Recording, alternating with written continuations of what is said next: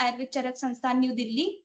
विद्वानजन, शिष्य और दर्शकों को बहुत बहुत शुभ दोपहर, नमस्ते और स्वागत और सादर प्रणाम। आप सभी को ज्ञान गंगा एक ज्ञान यात्रा साप्ताहिक वेबिनार श्रृंखला के 228वें एपिसोड में आज हमारे साथ जुड़े हैं। मैं डॉक्टर रिया गोयल, प्रोजेक्ट मैनेजर, राष्ट्रीय आयुर्वेद विद्यापीठ की ओर से आज के सत्र के लिए आप सभी का स्वागत करती हूँ। शुरुआत में मैं आपकी हार्दिक कृतज्ञता व्यक्त करना चाहती हूँ और अब हम अपने गुरुजन का स्वागत करेंगे जो इस श्रृंखला में को जारी रखने के लिए हमारे मार्गदर्शन, प्रेरणा और प्रोत्साहन करने के लिए हमेशा मौजूद रहते हैं। सबसे पहले माननीय वैद्य श्री देवेंद्र तिगुना जी, GBRAV के अध्यक्ष, सामान्य वैद्य श्री राकेश कोटेचा जी, सचिव आयुष मंत्रालय भारत सरकार, माननीय डॉक्टर वंदना सिरोहा मैडम, निर्देशिका राष्ट्रीय आयुर्वेद विद्यापीठ। आइए भगवान धन्वंतरी का आशीर्वाद लेकर सत्र की शुरुआत करेंगे। नमामि धन्वंतरिमादिदेवं सुरासुरे वंदित पाद पद्मं लोके जरारुक भयमृत्युनाशं दातारमीशं विविधौषधीनां दातारमीशं विविधौषधीनां। आगे मैं आज प्रमुख वक्ता doctor Jitendra Kumar N Varshakiya sir का परिचय करना चाहूंगी, जो कि वाजीकरण चिकित्सा पर प्रकाश डालने जा रहे हैं। Dr. Jitendra is an associate professor in the postgraduate department of Kaya Chikitsa at Chaudhary Brahm Prakash Ayurved Charak Sansthan, New Delhi, a gold medalist scholar with BMS MD Kaya Chikitsa and PhD from Gujarat Ayurveda University, Jamnagar. He is specialized in Vajikaran with significant contribution in the management of male infertility, metabolic disorders, liver diseases, and chronic ailments through Ayurveda. Treated over 5 lakh patients, authored 75 research papers and 3 books, and delivered lectures at national and international platforms. Recipient of 13 prestigious awards, including the Ayush Award 2018 and National Teacher Award 2024. Dr. Varsa continued to advance Ayurveda through clinical practice, research, and academic leadership. इन कुछ शब्दों से विनम्रता पूर्वक sir को सत्र की शुरुआत करने के लिए आमंत्रित करती हूँ। सभी अपना माइक और कैमरा ऑफ कर लीजिए कि हम रिकॉर्डिंग स्टार्ट कर सकें। और मैं जितेंद्र सर को रिक्वेस्ट करती हूँ कि प्लीज सेशन को स्टार्ट कीजिए sir. Just I am sharing my slide. Please give me 1 minute. Okay, sir, no problem.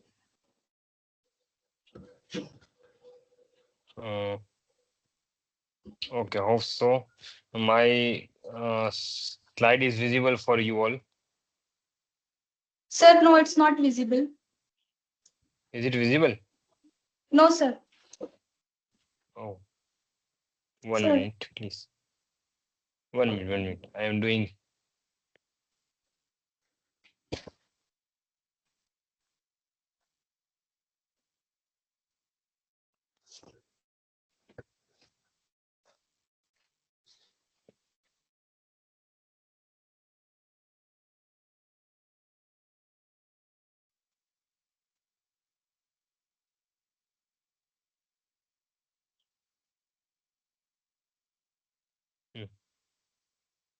Right now is visible, ma'am.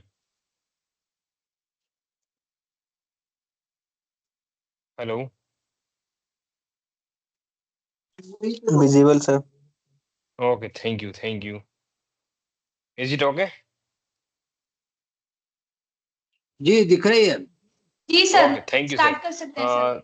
First of all, I am very thankful to Team RAV for organizing such wonderful Gyan Ganga webinar for the upliftment of the Ayurveda knowledge to the different scholars and as well as faculty members and physicians who are working in the field of Ayurveda.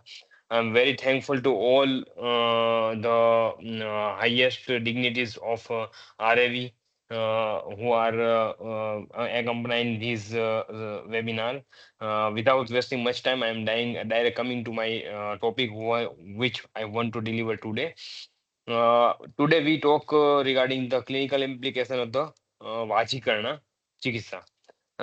As I have worked on this field, so I give my personal experience regarding the whole things. Before that, I am going. We are starting with the formal introduction of this topic. Why this topic is needed to discuss today? Because there is the infertility or sexual issues it concern regarding the socio-economical issues. So male and female partner both are very much important for this partner. जितना मतलब female का contribution होता है इस चीज में उतना ही mail का कंट्रीब्यूशन भी होता है. तो before the decades all we know that if there is a issue in like child conceiveness तो जो ब्लेम दिया जाता था वो सिर्फ स्त्री पार्टनर को दिया जाता था. बट टुडे जो एजुकेशन एनहांसमेंट हुआ है और अर्बनाइजेशन हुआ है उसमें ये अब थोड़ा सा सिनारियो चेंज हुआ है. और इस चीज के बारे में लोग अवेयर हुए हैं कि जितना male partner import female partner important है उतना मेल पार्टनर भी इम्पोर्टेंट है. तो डे बाय डे जो सेक्सुअल कंसर्न और जो सेमिनल पैरामीटर्स है वो मेल पार्टनर्स के डिक्लाइन हो रहे हैं. तो एक बड़ा बड़ा रोल है इनफर्टिलिटी या तो सेक्सुअल इश्यूज को डेवलप करने में. अब जब तक ये मतलब सेक्सुअल कंसर्न वगैरह या तो इनफर्टिलिटी का इश्यू सॉल्व ना हो तब तक मेल और फीमेल पार्टनर के लिए ये बहुत मतलब चिंतादायक विषय होता है. तो इस प्रकार से दोनों में स्ट्रेस फैक्टर बहुत बढ़ता है. तो स्ट्रेस फैक्टर बढ़ता है तो वो स्ट्रेस फैक्टर है वो इरेक्टाइल डिस्फंक्शन को भी प्रोड्यूस करता है. और उसी स्ट्रेस की वजह से मेल और फीमेल दोनों जो पार्टनर होते हैं वो जनरली डिप्रेशन का शिकार होते हैं. और इसलिए इनफर्टिलिटी जैसे इश्यूज को मतलब सडनली या तो as soon as possible cure करना बहुत इंपॉर्टेंट होता है. तो इस वजह से मतलब ये टॉपिक जो आयुर्वेदा में वाजीगण चिकित्सा दिया गया है ये एक वरदान रूप है ये सब मैं मानना चाहूंगा. क्योंकि जो हमारे मॉडर्न साइंस में बहुत सारे थेराप्यूटिक मेजर्स दिए हैं जैसे reproductive technologies like artificial insemination hormonal therapies test tube babies सब कुछ है. लेकिन यह है कि ये बहुत एक्सपेंसिव इतने हैं कि कॉमन मैन अफोर्ड नहीं कर सकते हैं. तो और इसकी श्योरिटी भी 100% नहीं है.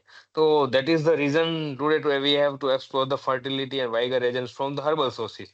तो इसमें हमारा आयुर्वेदा है जो बहुत आयुर्वेदा का वाजीकरण चैप्टर है रसायन चैप्टर है वो एक बहुत बड़ा कंट्रीब्यूशन अदा कर सकता है. और हम बहुत सारी पेशेंटों की बहुत सारे मनी को हम बचा सकते हैं एज वेल एज उनकी जो अंग्रेजी दवाइयों से साइड इफेक्ट होते हैं उसको हम बचा सकते हैं. वाजीकरण सब वाजीकरण है वो मतलब अष्टांग आयुर्वेदा के ब्रांचों में से एक वाजीकरण है one of the branch. It is mainly preservation and amplification of the sexual potency of a healthy man को प्रोटेक्ट करता है. कंसेप्शन के लिए और हेल्थी प्रोजेनी के लिए वाजीकरण का बहुत बड़ा योगदान है. Management of the defective semen disturb sexual potency spermatogenesis along with the treatment of semen related disorders को पुरुष में ठीक करने के लिए हमको वाजीकरण की चिकित्सा की सहायता बहुत अनिवार्य रहती है. वाजीकरण improves the physical, psychological and social health of the individuals and it is most contributing. हम सब जानते हैं कि आयुर्वेदा के 4 स्तंभ दिए गए हैं धर्म अर्थ काम एंड मोक्ष. ये सिर्फ आयुर्वेदा की नहीं है कि संसार के सभी प्राणियों के मतलब सब मनुष्य ह्यूमन बीइंग के ये नियम है. धर्म अर्थ काम मोक्ष ये चारों की प्राप्ति के लिए ही मनुष्य सारे काम करता है और इसके लिए ही जो ये सृष्टि की रचना हुई है. तो जैसे आचार्य चरक ने बोला है कि फोर फोल्ड एसेंस है ह्यूमन लाइफ के लिए धर्म अर्थ काम एंड मोक्ष. एस उसके हिसाब से मतलब सिर्फ धर्म अर्थ काम काम से मतलब संतति लेना यही जरूरी नहीं है. लेकिन जो संतति प्राप्त हो रही है वो सुप्रजाता हो ये एक इम्पोर्टेंट थिंग है. सुप्रजा का मतलब क्या हुआ तो health and strong of healthy and strong offspring वो आर फिजिकली तो फिट होगी लेकिन मेंटली भी उतनी ही फिट होनी चाहिए. तो this is the main aim of the वाजीकरण चिकित्सा. जो वाजीकरण द्रव्यास है उसके गुण हमारे क्लासिक्स में दिए गए हैं. और उसके कुछ गुण हैं जैसे उत्तम संतान प्राप्ति के लिए वाजीकरण द्रव्य का यूज होता है.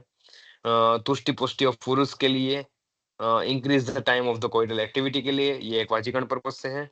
और सद्य संप्रहस टू द फीमेल पार्टनर तो इसमें सारी चीजें आ गई मतलब संतति प्राप्ति करना पुरुष का संवर्धन करना कोइटल एक्टिविटी में हेल्पफुल होना और स्त्री पार्टनर्स को खुश करना. ये सारी चीजें वाजीकरण द्रव्य के गुण हैं और इसके वजह से ही हम वाजीकरण चिकित्सा को एनहांस कर सकते हैं. जो क्लासिक्स में वाजीकरण द्रव्य किए हैं उसको शुक्रजनक शुक्र प्रवर्तक और शुक्रजनक प्रवर्तक 3 क्लासिफाइड वे में हम क्लासिफाई कर सकते हैं. शुक्रजनक मीन्स कि जो नरिश रस से के शुक्र धातु को नरिश करता है और स्पर्मेटोजेनेसिस को एनहांस करता है. तो उसके कुछ एग्जांपल क्लासेस में भी दिए गए हैं जैसे मांस घृत मूसली अश्वगंधा ये सारे द्रव्य हेल्पफुल रहते हैं. शुक्र प्रवर्तक मीन्स जो मतलब हार्मोनल लेवल पे काम करता है तो हेल्प्स द एचपी एक्सिस जो गोनेडोट्रोपिक हार्मोन एक्सिस है उस पे काम कर रहा है. तो शुक्र प्रवर्तक जनक प्रवर्तक रूप में काम करेगा, वो एजुकेशन में हेल्प करेगा। तो उच्चटा है, भल्लातक है, आम्लक है, ये सब आएगा। शुक्रजनक प्रवर्तक मीन्स जो रस से लेके सूत्र धातु को भी नरिश करेगा, साथ-साथ में वो हार्मोन्स बैलेंस में भी काम करेगा। तो मतलब स्पर्मेटोजेनेसिस प्लस इजैकुलेशन दोनों में हेल्पफुल रहेगा। तो ये 3 क्लासेस में दी गए हैं। अब कौन-कौन से फैक्टर है जो सेक्सुअल डिजायर या तो मतलब मनुष्य की शुक्रवार स्टेटस को दुष्ट कर सकते हैं? तो 6 ऐसे 5 फैक्टर है टोटल। पुरुष भाव, क्रिया भाव, मनोभाव, ऋतु भाव एंड स्त्री भाव।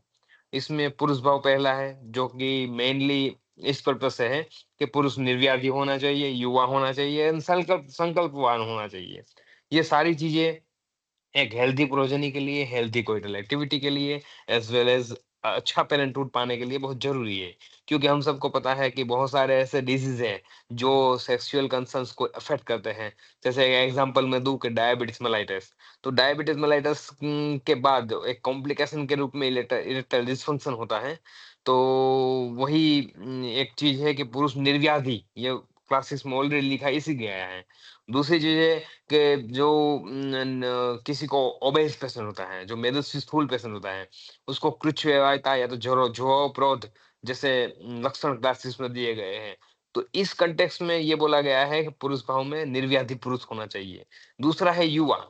अब जो क्लासिस में बोला गया है कि कोई पर वाजीकरण औषध हमको एडमिनिस्टर करने हैं, तो उसके पहले शोधन ज़रूरी है। तो शोधन वही झेल पाएगा जो शोधन मतलब उसी पर्पस से दिया गया है कि जिसका बल और शक्ति मध्यम या तो हाईएस्ट लेवल पे हो, उसको शोधन ज़्यादा। और दूसरा है कि रसायन जो वाजीकरण द्रव्य है, वो सिर्फ़ युवा के लिए दिया गया है। उसमें बाल्यावस्था और वृद्धावस्था के लिए मना किया गया है। दूसरी चीज़ है क्रिया भाव। क्रिया भाव मीन्स डाइट एंड लाइफ़स्टाइल। तो जो पुरुष हो, स्त्री है, उनको अपने डाइट और लाइफ़स्टाइल में इतना फ़ोकस रखना चाहिए, जो कि उसको हेल्दी प्रोजेनी कराने में हेल्पफुल रहे। तीसरी चीज़ है मनोभाव। हर्षणम मनसश्च, वाजीकरण के द्रव्य के गुणों में दिया गया है, वहाँ पे हर्षणम मनसश्च एक वाजीकरण द्रव्य का गुण भी दिया है, जो कि हार्मोनल बैलेंस में काफ़ी हेल्पफुल रहता है। जो हमारे एफएसएच, एलएच, टेस्टोस्टेरोन उसको बैलेंस करके, जो स्पर्मेटोजेनेसिस की प्रक्रिया है उसको हेल्पफुल रख के, फीमेल पार्टनर में ओव्यूलेशन साइकिल है उसको मैनेज करने में बहुत हेल्पफुल रहता है। तीसरी चीज़ है ऋतुबल भाव। अब आचार्यों ने क्लासेस में अलग-अलग ऋतुओं में, अलग-अलग सीज़न में जो कोइटल एक्टिविटी है, कैसे करनी चाहिए और कितने दिन के अंतर में करनी चाहिए, उसके रिगार्डिंग कुछ डिटेल्स दी है। जैसे कि ग्रीष्म ऋतु में 15 डेज़ फॉर वन्स, वसंत और शरद ऋतु में 3 डेज़ एंड शिशिर एंड हेमंत ऋतु में एज़ पर द नीड। क्योंकि वहाँ पे शीत काल होता है, तो जो बल होता है मनुष्य का हाईएस्ट लेवल पे होता है। लास्ट वन इज़ स्त्री भाव। अब स्त्री भाव का इम्पोर्टेंट ये है कि वाजीकरण में ऑलरेडी लिखा गया है कि वाजीकरणम अग्र्यं च क्षेत्रम स्त्रियां प्रशनि। इसको हम ये कॉन्टेक्स्ट से लेते हैं कि स्त्री में सामान्यतः शब्द, स्पर्श, रूप, रस, गंध, ये जो 5 भाव है, वो बहुत ही यूनिक वे से प्रेजेंट किए गए हैं बाय द लॉर्ड। जैसे मैं एक एग्जांपल दूं, शब्द, तो उनकी जो वाणी होती है, वो कोकिल कंठ जिसको बोलते हैं, तो सुमधुर वाणी होती है, जो एक मैथुन भाव में अंतर्गत है। फिर है शब्द स्पर्श, तो उनका एक जो फिजिकल अट्रैक्शन टच है, वो हार्मोन बैलेंस वगैरह में, हार्मोन सिक्रीशन वगैरह में, टेस्टोस्टेरोन रिलीज वगैरह में अच्छा हेल्पफुल होता है। रूप, यौवन अवस्था ऑलरेडी जो स्त्रियों का गहना होता है यौवन। गंध एक टिपिकल एट्रैक्टिव ऑर्डर होती है जो हर एक मनुष्य को, हर एक स्त्री पुरुष जो दंपति है, उनको अट्रैक्ट करने में हेल्पफुल रहती है। तो इस वजह से स्त्री भाव बहुत इंपॉर्टेंट है।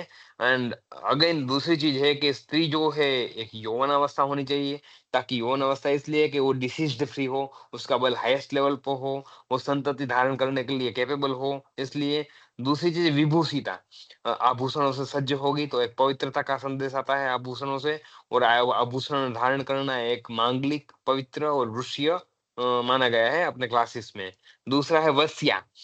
वस्या मतलब जो मतलब पुरुष और स्त्री एक दूसरे की बातों को अच्छे से माने, एक दूसरे की बातों को अच्छे से रिस्पेक्ट दे, वो हुआ वसीय। एंड तीसरी चीज है शिक्षित। शिक्षित मतलब कौन से टाइम पे कंसीव करना है, कंसीव करने के बाद क्या क्या ध्यान रखना है, किस प्रकार से कोइटल एक्टिविटी करनी है, ये सारी चीजों का नॉलेज भी बहुत इंपॉर्टेंट रहता है सारी चीजों के लिए। दैट्स व्हाई स्त्री भाव इज बहुत बहुत ही इंपॉर्टेंट चीज है। अदर फैक्टर जो इन्वॉल्व करते हैं सक्सेसफुल मैकेनिज्म को, वो है ध्वज वृद्धि, शुक्र गुण, शुक्र श्रुति। तो ध्वज वृद्धि की बात आएगी, तो ध्वज adequate erection and it's retention responsible for the facilitation of deposition of cement. Proper way में इरेक्शन होके और इजैकुलेटरी टाइम पे इजेक्ट होना, ये बहुत इंपॉर्टेंट होता है। तो ध्वज वृद्धि is important part.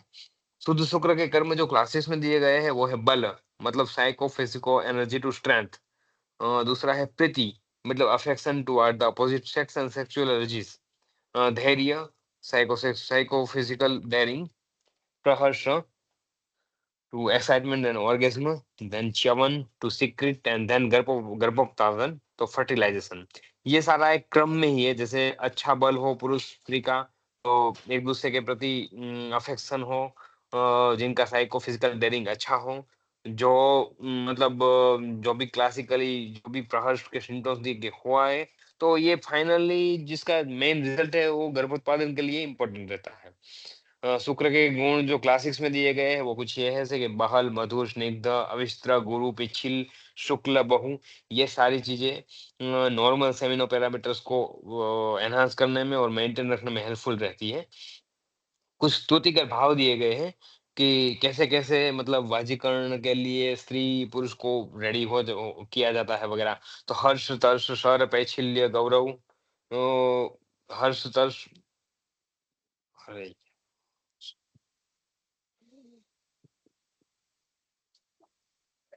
A,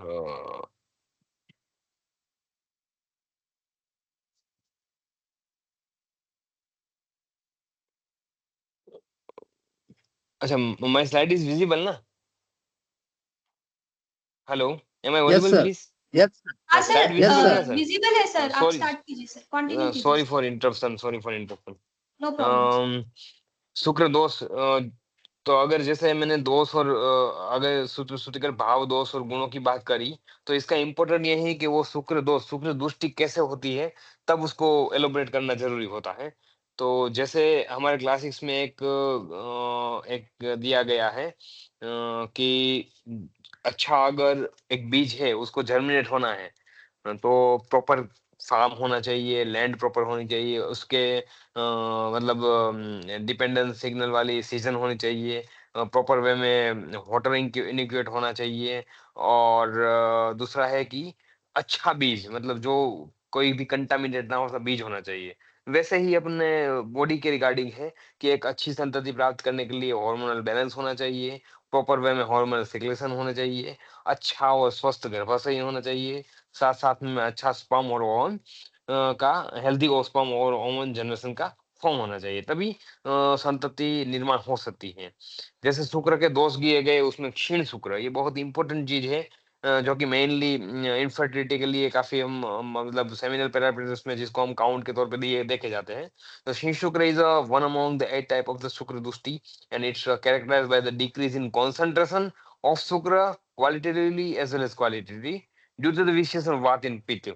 actually क्षीण शुक्र है वात और पित्त दोषों की दुष्टि की वजह से होता है, और वो शुक्र तो क्वालिटेटिवली क्वांटिटेटिवली तो डिक्लाइन करता ही है, मतलब काउंट पे मोटिलिटी पे तो इफेक्ट करता ही है। बट वो शुक्र की जो क्वालिटी है, जैसे नॉर्मल फॉर्म होना, एबनॉर्मल फॉर्म होना, बल्क में कितना आना, उस पर भी अफेक्ट करता है। That's why it is important thing. Oligospermia को मॉडर्न से हम इसको ले सकते हैं मॉडर्न वे में, taking into consideration that above information, the Shin Shukra seems to be analogous with the oligospermia, a subnormal concentration of the spermatozoa. Mainly जो WHO का क्राइटेरिया है 2021 21 का, सॉरी एग्जैक्टली, तो लेस देन 15 मिलियन स्पर्म होना चाहिए। अ, yes, जी जी। निदान mention in the classics, निदान mention in the classics, जो क्लासेस में निदान दिए हैं वो आहार विहार और मानस स्वभाव के रिगार्डिंग मैंने डिराइव किए हैं। जो क्लासिकल ये चरक में सिम्टम्स दिए गए हैं, शुक्रवार दृष्टि के निदान दिए गए हैं, उसको हम अपने वे में मैंने ट्राई किया है कि थोड़ा एलोब्रेशन हो। तो इसको हम आहारज विहारज मानसिक अदर कंडीशन द्रव्य सेवन एंड मिसलिनियस, ये भाव से हम थोड़ा सा इसको मतलब डिवाइड कर सकते हैं। तो जो आहार में असात्म्य आहार, अति कटु अम्ल लवण सेवन, अनशन, रुक्ष अनुपान, ये सब चीजें जो है वात प्रकोपक है वो अफेक्ट कर सकते हैं शुक्रवार सतस को। विहारज में जैसे अति व्यायाम, अति व्यवाय अति उष्ण सेवन, शीतोष्णकर्षणीयता, ये जो वात पित्त एग्रावेटिंग फैक्टर है वो अफेक्ट कर सकते हैं। मानसिक भाव जैसे कि चिंता, शोक, क्रोध, भय, ईर्ष्या, उत्कंठा, उद्वेग, ये सारी चीजें हार्मोनल डिफेक्ट कर सकती है। अदर कंडीशंस लाइक शुक्र धातुगत ज्वर, ये बहुत इंपॉर्टेंट पार्ट है। कभी कभार शुक्र धातुगत ज्वर, जिसको हम मेनली, मैं अपने हिसाब से तो मम्प्स को हम इस कैटेगरी में ले सकते हैं जी, क्योंकि मम्प्स का जो कि कॉम्प्लिकेशन है वो ऑर्काइटिस है, और ऑर्काइटिस की वजह से क्या है कि स्पर्मेटोजेनेसिस हैम्पर्ड हो जाती है, दैट्स व्हाई। देन इज द्रव्य सेवन, कुलत्थ, मरीच, क्षार, धतूर, ये सब जो है द्रव्य जो वात पित्त दुष्टि मेनली करते हैं, दैट्स व्हाई। जो अफेक्टिंग लक्षण है शुक्रवार दृष्टि के, वो क्या क्या हो सकते हैं, जो इसको भी हम 5 वे में डिवाइड कर सकते हैं, जैसे सर्वदेहगत, स्थानिक, मानसिक, मैथुनगत एंड शुक्रगत। सर्वदेहगत में दौर्बल्य, भ्रम, पांडु, संधिशूल, सदन, शोष, श्रम आ सकते हैं। स्थानिक में मुख शोष होता, तिमिर दर्शन, मेढ्रभूषण वेदना, मेढ्रभूषण धुमायन, स्त्री देश, अल्प चेष्टा, मैथुन असक्ति, ये सब हो सकता है। शुक्रगत में शुक्र अविसर्ग, ये मंडली वात दृष्टि की वजह से होता है। चिरात प्रसेद कफ दृष्टि की वजह से होगा। एंड अल्प रक्त युक्त मज्जा में से शुक्र, ये तीनों दोष, त्रिदोष प्रकोप की वजह से ये सिम्टम्स हो सकते हैं। अब जो क्लासिक में जो इसकी संप्राप्ति दी गई है शुक्रवार दृष्टि की, उसको मैं थोड़ा सा अपने वे में डिवाइड समझाना चाहूंगा। जैसे कि हमने निदान सेवन किया, निदान सेवन के बाद क्या होगा, इट लीड्स टू द दोष प्रकोप, दोष मेनली वात और पित्त दोष का प्रकोप होगा। वो डायरेक्टली शुक्र दृष्टि को एनहांस करेगा या तो इनडायरेक्टली करेगा। अगेन निदान सेवन होगा, दूसरी शैथिल्य हो गए, दूसरे में मेनली हम रस टू शुक्र ले सकते हैं, या तो शुक्र धातु का डायरेक्ट वे धातु का शैथिल्य समझ सकते हैं। तो दूसरी में रस टू शुक्र धातु उपयंत होगा, तो शुक्रवार दृष्टि सिस्टमिक इन्वॉल्वमेंट होगा। और अगर दूसरी से इसीलिए होगा और शुक्र धातु दूसरी से इसीलिए होगा, तो इट्स विदाउट सिस्टमिक इन्वॉल्वमेंट होगा। अगेन निदान सेवन लीड्स टू द अग्निमांद्य, लीड्स टू द जठराग्निमांद्य, धात्वाग्निमांद्य, इट लीड्स टू द आमोत्पत्ति, आमोत्पत्ति लीड्स टू द पेड़ रस, and it leads to the other metamorphosis of धातु, मतलब रस से लेकर शुद्ध धातु का नरिशमेंट नहीं होगा और उत्तरोत्तर धातु का पोषण नहीं होगा, और लास्ट में जाके वो शुक्र धातु की दुष्टि करेगा। निदान सेवन हुआ, अगर कभी खवे गुणी मिल गया, शुक्रवार तो डायरेक्ट डिस्टर्ब हुआ, तो शुक्रवार तो दृष्टि विदाउट सिस्टमिक इन्वॉल्वमेंट हो सकता है। शुक्रवार तो दृष्टि को अगर हम डीप डिटेल में देखे जाए, जैसे कि शुक्रवार के मूल है वृषण और सैफ, ठीक है। मार्ग उसके है channels responsible for the formation of the storage, मतलब formation of the semen, storage of the semen and ejaculation of the semen. तो जो शुक्र धातु का स्टोरेज, फॉर्मेशन और इजोकुलेशन है, जो भी रिप्रोडक्टिव चैनल्स है, वो मार्ग आएंगे। व्यापार तो formation of the healthy sperm, main M ये है कि स्पर्म अच्छे से बनना, फर्टिलाइजेशन के लिए रेडी होना, वाइटलिटी मेंटेन होना और सेक्सुअल फंक्शन मेंटेन होना, ये इस चीज के लिए जरूरी चीजें हैं।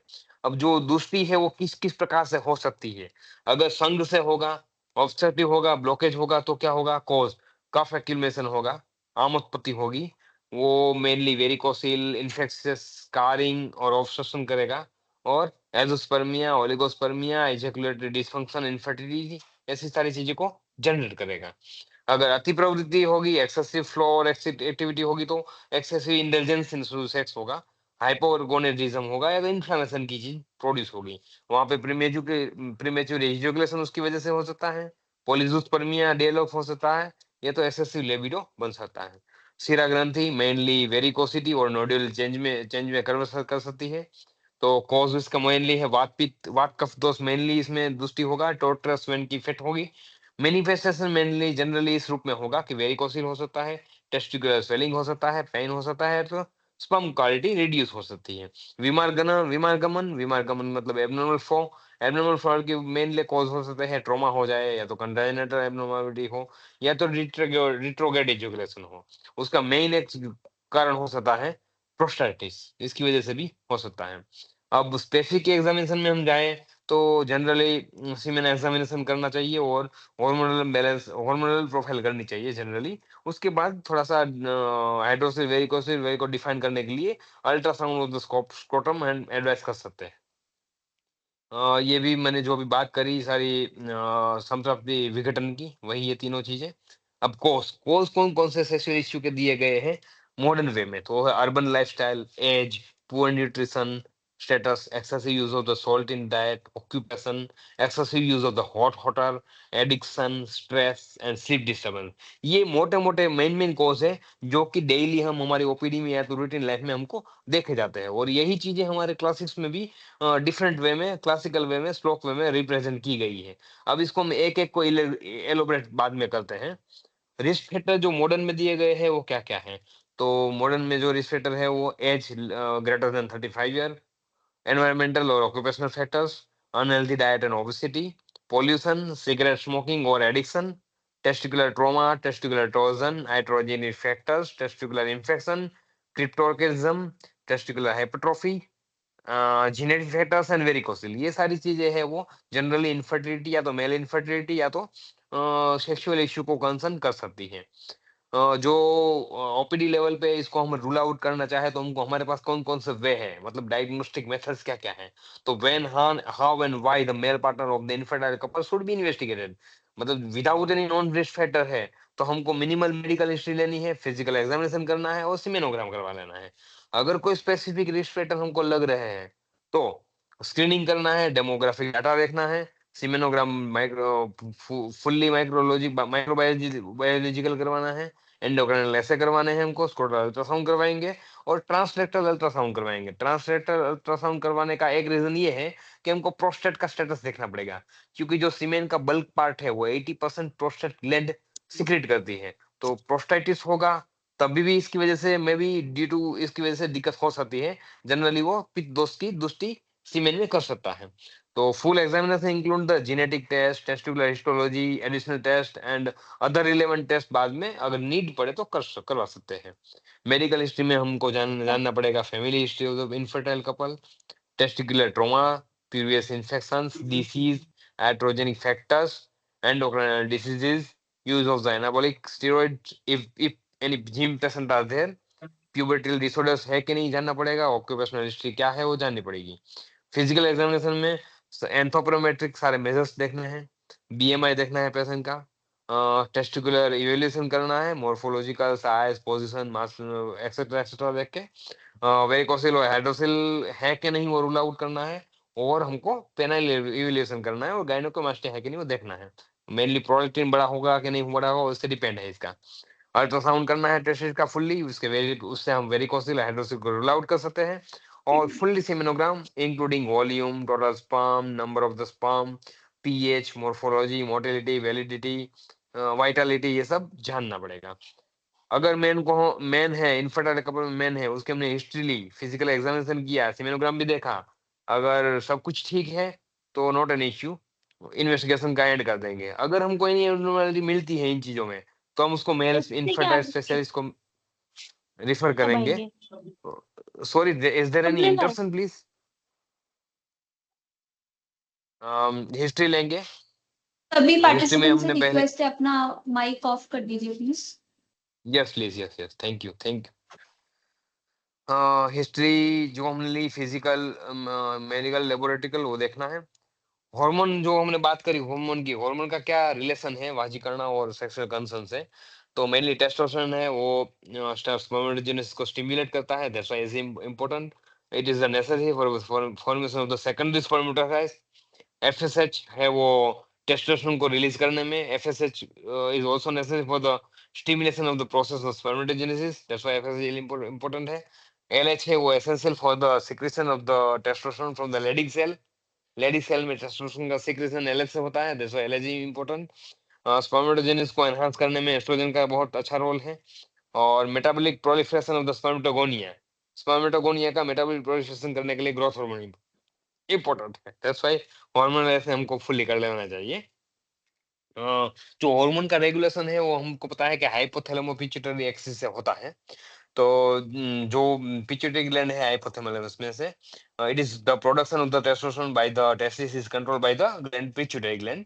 जो टेस्टोस्टेरोन का प्रोडक्शन है वो पिट्यूटरी से कंट्रोल होता है। Then the testosterone cause the beard and body hair growth and promotes the growth of the prostate gland, contribute to the male sexuality and causes the bone and muscle strength. And the testosterone is also stimulate the cell of the testis to produce the sperm, mainly Leydig cell and sperm tubules are there. उनका Leydig cell के stimulation, LS stimulation से ही Leydig cell release होते हैं और Leydig cell ही spermatogonia को proliferate करने में helpful रहता है.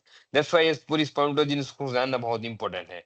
अब जो क्लासिक्स में निदान दिए गए हैं हमारे क्लासिक्स में, वो निदान कैसे शुक्र को अफेक्ट करके इस चीज में हैम्पर कर सकते हैं. तो जैसे कि हमारे क्लासेस में दिया गया असात्मम जो सेवनाथ, तो असात्मम सेवनाथ को हम जंक फूड या तो एडिक्शन से ले सकते हैं. जैसे कि excessive use of the tobacco addiction है, अगर टोबैको च्यूइंग का एडिक्शन है तो इसका बहुत बड़ा रोल है स्पर्म की मैकेनिज्म को डिफेक्ट करने में. Excessive use of the tobacco hamper the normal digestive pattern. It result to the malnourishment state of the ultimate of the धातुस and ultimately it result to oligospermia. बहुत सारी study हुई है, उसमें स्टडी में पाया गया है कि जो इंडियन मैन है जो एडिक्टेड है उनकी स्पर्म की क्वालिटी है वो डिक्लाइंड है पहले से. तो ऑल्सो जो बहुत सारी दूसरी स्टडी है वो बोलते हैं कि the study shows that nicotine cause the degenerative changes in the seminiferous tubules. It reveal by the altered general tubular architecture. It decrease the thickness of the spermatogonia cell. It also hampered the circulatory cell vacuolation, and it lastly thickened the basal lamina and leads to the defective spermatogenesis. Cigarette smoke has an effect on the spermatogenesis, which may be due to the toxic substance in the cigarette or histologic reaction due to the hypoxemia induced by the smoke. तो जो smoke की वजह से जो inhale होता है blood में धुआं, वो धुआं का जो एक एक्टिव निकोटीन पार्ट होता है वो ब्लड में हाइपोक्सीमिया क्रिएट करता है, जबकि लास्ट में जो शुक्र धातु है उसका अंश है वो ब्लड में से ही निकलने वाला है. दैट्स व्हाई वो उसको डायरेक्ट हैम्पर कर सकता है. Socio economical status of the person to the condition in poverty. जो पॉवर्टी की कंडीशन में है वो less nutritive diet, cheaper food diet करेगा तो उससे क्या होगा, रस क्षय होगा, वात पित्त प्रकोप होगा, रस क्षय होगा, रस धातु की रुष्टि होगी, रस धातु की दुष्टि होगी, तो उत्तरोत्तर धातु का पोषण नहीं होगा और रस लेके शुक्र धातु वह दुष्टि का इट लीड्स टू द रस टू शुक्र धातु दुष्टि. ऑल्सो ये स्टडी में पाया गया है कि माल न्यूट्रिशन की वजह से हाइपोगोनिज्म होता है, जो कि लेडिक सेल को डिक्रीज करता है. लेडिक सेल डिक्रीज होता है तो एलएच का सिक्रेशन डिक्रीज होता है. जो एलएच का सिक्रेशन डिक्रीज होगा तो टेस्टोस्टेरोन सिक्रेशन ठीक से नहीं होगा और लास्टली वो जाके ओलिगोस्पर्मिया को रेज कर सकता है. दैट्स व्हाई रुक्सित कसाई अति लवणाम्ल उष्ण सेवन, जो ये निदान दिए गए क्लासेस में उसको डायरेक्टली हम कोरिलेट कर सकते हैं. विमानस्थान में ऑलरेडी आचार्य ने दिया गया है कि लवण अम्ल क्षार वो शुक्रवार और उसको दुष्टि करता है. ऑल्सो बहुत सारी स्टडी ऐसी रिवील हुई है कि ज्यादातर नमक लेना और कम नमक लेना दोनों का नेगेटिव इम्पैक्ट है किस पे, तो जो एपिडाइडेमिस है उसकी एपिडाइडेमिस की जो होल है उसकी ऑक्सीडेटिव स्ट्रेस पे उसका पॉजिटिव नेगेटिव रोल है. दैट्स व्हाई सॉल्ट की सफिशिएंट मात्रा भी फर्टिलिटी के लिए बहुत इंपॉर्टेंट है. नेक्स्ट थिंग है स्थोलिया. As Ayurveda classes we all know that जो स्थोलिया है उसके अष्ट लक्षण दिए गए हैं. उसमें जौ प्रोध और कृच्छ व्यवायता ये पार्ट दिया गया है जो कि डायरेक्टली इनफर्टिलिटी को लीड करता है. As mainly in the age of the 35 year of the age couple have difficulty to gain parenthood. हमको सबको पता है कि जैसे 35 की ज्यादा एज हो जाती है तो पेरेंटहुड लेने कंसीव करने में या तो पेरेंटहुड प्राप्त करने में समय लेता है. और उसके बहुत सारे रीजन है, हम उसमें से जैसे पुरुष और में दिए गए हैं वो है diminished libido, erectile dysfunction, obesity, comorbidities, hormonal imbalance, stress, other age-related changes are most common. ये सारी चीजें मतलब ज्यादा उम्र की वजह से बॉडी में सारे जो मेटाबॉलिक चेंजेस होते हैं वो इस चीजों पे इम्पैक्ट करते हैं. और दूसरी चीज है negative culture attitudes and myths can also the infer the pursuit of the satisfaction of the sexual activities. जो भी नेगेटिव कल्चर एटीट्यूड्स है वो इस उम्र में फिर का वो फर्टिलिटी या तो सेक्सुअलिटी पावर पे भी इफेक्ट कर देते हैं. नेक्स्ट वन इज वेगाघात छत्रस्थापि धातुनाम प्रदूषणात्. जैसे विस्माग्नि, विस्मासन जो ये निदान दिए गए हैं उसकी वजह से क्या होगा कि वात पित्त प्रकोप होगा. वात पित्त प्रकोप होगा तो अग्निमांद्य होगा, अग्निमांद्य होगा आमोत्पत्ति होगा, आमोत्पत्ति होगा तो श्रोतरोध होगा, श्रोतरोध होगा तो फिर धातुओं का भी सबसे संपोषण सही से नहीं होगा तो रस से लेके शुक्र धातु का नरिशमेंट नहीं हो पाएगा तो उसकी वजह से शुक्र क्षय की कंडीशन हो सकती है। दूसरी चीज़ ये है कि वेरी लो कैलोरिक डाइट होगा या प्रोटीन डेफिशिएंसी वाला डाइट हैम्पर होगा, तो हाइपोगोनिज़्म को लीड करेगा, जो कि एलएच को सीक्रेट करने में दिक्कत करेगा। एलएच सीक्रेट ठीक से नहीं होगा, तो टेस्टोस्टेरोन सीक्रेशन ठीक से नहीं होगा और it leads to the infertility. तीसरी चीज़ है, इस चीज़ों की वजह से स्लीप कट डिस्टर्ब हो गया, स्लीप डिस्टर्ब होगी, तो जो भी हार्मोनल इम्बैलेंस है, वो अराइज़ जल्दी हो गए, क्योंकि स्लीप है वो हमारी हार्मोनल होम्योस्टेसिस को मेंटेन करती है, दैट्स व्हाई। द सहस्त्रशालाग्नि विभ्रमात्, तो अति उष्ण अति सेवन, जैसे कि बहुत सारे लोगों को मतलब गर्म पानी से नहाने की आदत होती है। कुछ लोगों के जो ऑक्यूपेशन है वो गर्मी की सीजन में होते हैं। तो उसका मेन रीजन ये है कि एक बार जो स्क्रोटम है या जो टेस्टिस है, उसको नेचुरली ही बॉडी के आउट पार्ट में रखा गया है, क्योंकि बॉडी का जो नॉर्मल टेम्परेचर है उससे 2 डिग्री टेम्परेचर स्क्रोटम का कम होना चाहिए। अदरवाइज एक बार अगर मतलब हीट या टेम्परेचर से स्पर्म हैम्पर्ड हो गए हैं, तो वापस स्पर्म को अपना नॉर्मल फंक्शन करने के लिए मिनिमम 9 मंथ चाहिए। दैट्स व्हाई ये जो हीट है, अग्नि विभ्रमाट है, ये बहुत इंपॉर्टेंट फैक्टर है स्पर्मेटोजेनेसिस को हैम्पर करने के लिए। लास्ट वन इज नारीना मारस नारम। इसका मेन कंसर्न है सेक्सुअल डिजायर रिलेटिव इश्यूज। तो जो partner who are using the degree of the sexual desire experiences early in a relationship as a standard of the comparison, मतलब जिसकी एक से ज्यादा रिलेशनशिप होती है तो उनके मेंटली साइकोलॉजिकल डिस्टरबेंस ज्यादा रहता है। तो वो जो चीजें हैं वो मतलब हार्मोनल इम्बैलेंस में, टेस्टोस्टेरोन सिक्रीशन में और कंसीनेंस में हैम्पर करती है। अति व्यायाम, अति व्यायाम से वात प्रकोप होगा, वात प्रकोप से रस क्षय होगा, रस क्षय से रस दुष्टि होगी, तो रस दुष्टि से होगी तो रस से लेकर शुक्र धातु का डिस्टर्बेंस होगा। चिंता, शोक, क्रोध, ये सारी चीजें साइकोलॉजिकल फैक्टर है, वो मेनली बॉडी की डाइजेस्टिव पैटर्न को डिस्टर्ब करेगा, मेटाबॉलिज्म को हैम्पर्ड करेगा, ऑल्सो जो भी हमारे हार्मोन सिस्टम है उसको डिस्टर्ब करेगा। एंड ये हो गए हमारे निदान। निदान के बाद हम आते हैं मैनेजमेंट पे। तो जो भी क्लासिकल मैनेजमेंट दिया गया है, आचार्यों ने बहुत क्लियर कट दिया है, जैसे कि वृष्टि और रसायन औषधियों का यूज करना है। सुश्रुत ने क्लियर कट मेंशन किया है कि अगर शुक्र अल्प है तो उसका आप्यायन करें। आप्यायन करने का क्या है कि substance having the same property, मतलब सामान्यम च वृद्धि कारणम, ये सिद्धांत से जो सेम प्रॉपर्टी या जो स्पर्म की या शुक्र की क्वालिटी और क्वांटिटी बढ़ाए, ऐसे द्रव्य का यूज करना चाहिए। उसमें क्लास 6 में दिया है गोधूम, मिल्क, गोघृत, नवनीत दधी, मिल्क, मांस रस एंड उसके शुक्र के जैसे गुण वाले द्रव्यों का प्रयोग करना चाहिए। दुष्ट रेतस से अगर, तो उसका प्रसादन करना है, उसको क्लीन कर। तो क्लीन करने के जो मेथड क्लासिक में दिए गए हैं वो है शोधन, मतलब क्लींसिंग और डिटॉक्सिफिकेशन। उसमें गोखरू है और शुक्र शोधन के लिए अच्छा एक माना जाता है, क्योंकि उसमें जो एक्टिव पार्ट है गोक्चुरिन है, वो जनरली नेचुरली टेस्टोस्टेरोन का टेस्टोस्टेरोन है उसमें नेचुरली, इसलिए क्षीण शुक्र। क्षीण शुक्र है तो क्षीण रक्त से उसका उपचय करना है, स्पर्मेटोजेनेसिस को हैम्पर्ड करेगा, सॉरी बढ़ाएगा, और उसके जैसे कपिकच्छु और वीरव्रत आदि गण के जो अवसद है वो वीरवर्धक इफेक्ट करेंगे। विशुष्क, तो विशुष्क का जनन करने का बोला गया है सुश्रुत ने। उसमें रिजनरेशन करना है, मतलब मोस्ट प्रोबेबली सारे रसायन औषधों का यूज यहाँ करना है। तो drug having the regenerative property, मतलब रसायन एंड रूसीय properties, we can directly administer here. तो उसमें यष्टि मधु, मूसली है, आंवला है, ये सब हम एडमिनिस्टर कर सकते हैं।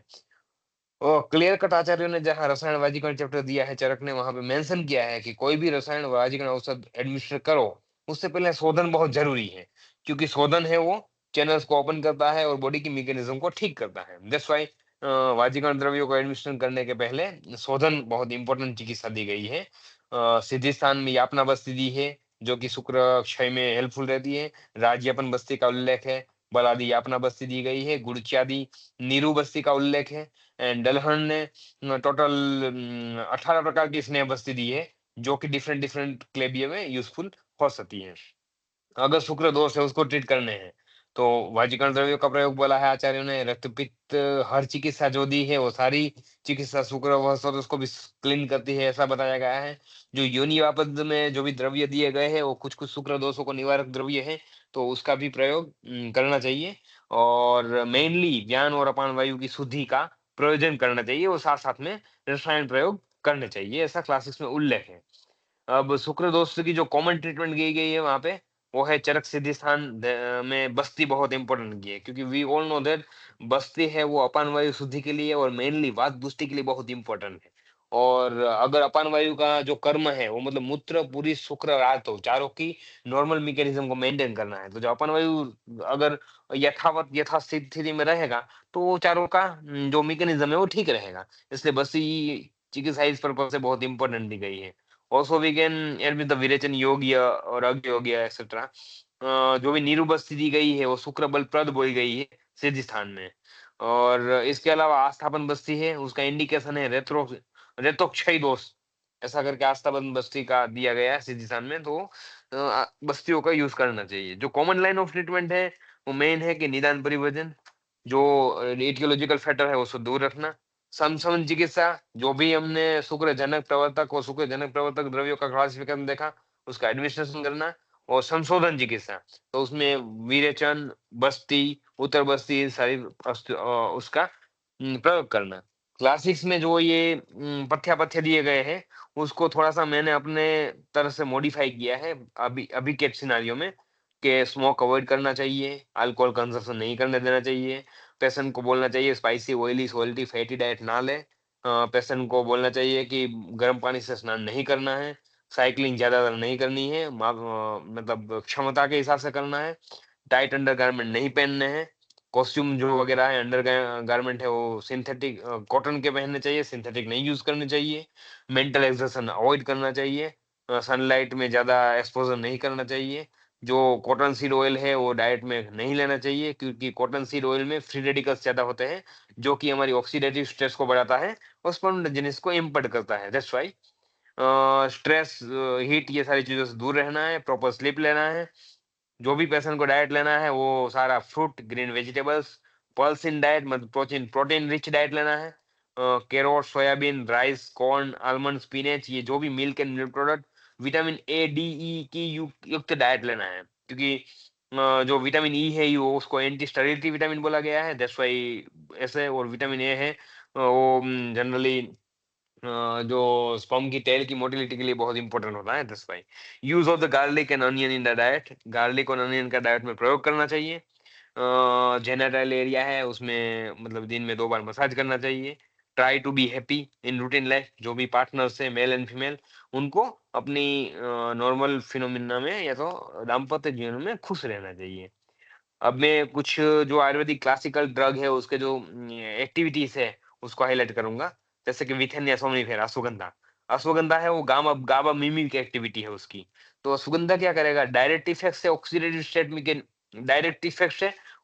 स्ट्रेस को रिड्यूस करेगा, और इनडायरेक्ट इफेक्ट से वो मैकेनिज्म को हम अच्छा करेगा। डायरेक्ट स्ट्रेस पे ऑक्सीडेटिव मैकेनिज्म पे कैसे काम करेगा, तो सेमिनल प्लाज्मा है उसमें जर्म सेल है, जर्म सेल में वो लिपिड प्रोलिफरेशन और आरओएस जनरेशन को कम करेगा।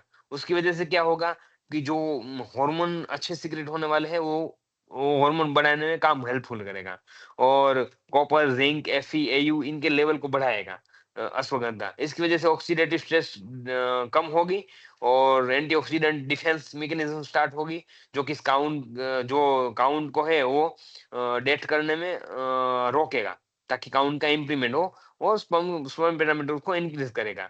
वैसे ही इनडायरेक्टली इफेक्ट से वो ग्रोथ हार्मोन को रिलीज अफेक्ट करेगा, कोर्टिसोल को लो करेगा, कोर्टिसोल लो होगा तो एलएच हाई हो गए, एफएस हाई हो गए, एलएचएफएस हाई हो गए तो प्रोलैक्टिन का लेवल लो होगा, और उसकी वजह से टेस्टोस्टेरोन का सीक्रेशन अच्छा बनेगा, और लास्टली वो मेल इनफर्टिलिटी को ट्रीट करने में या तो फर्टिलिटी को बढ़ाने में हेल्पफुल रहेगा। तो ये डिटेल है, जैसे कि अश्वगंधा के रूट है, have the higher level of the testosterone, it's a tonic aphrodisiac rejuvenative effect is there, improve the sperm count, sperm quality को मेंटेन करेगा, वो sperm सीमेन बल्क को improve करेगा, सार्ट्रोस्टेल को स्टिमुलेट करने में वो हेल्पफुल रहेगा ताकि लेडिक सेल का काम सही चलता रहे, और कोर्टिसोल लेवल को डिक्रीज करेगा ताकि उसकी वजह से बाकी के सारे जो हार्मोन हैं फर्टिलिटी वाले वो बढ़ते रहेंगे।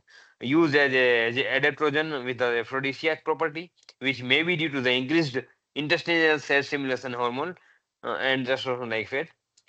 Also जो नाइट्रिक ऑक्साइड है उसकी सिंथेसिस को इंडेक्ट करेगा अश्वगंधा, उसकी वजह से जो हमारी हार्मोन सिंथेसिस है वो अच्छी बनेगी।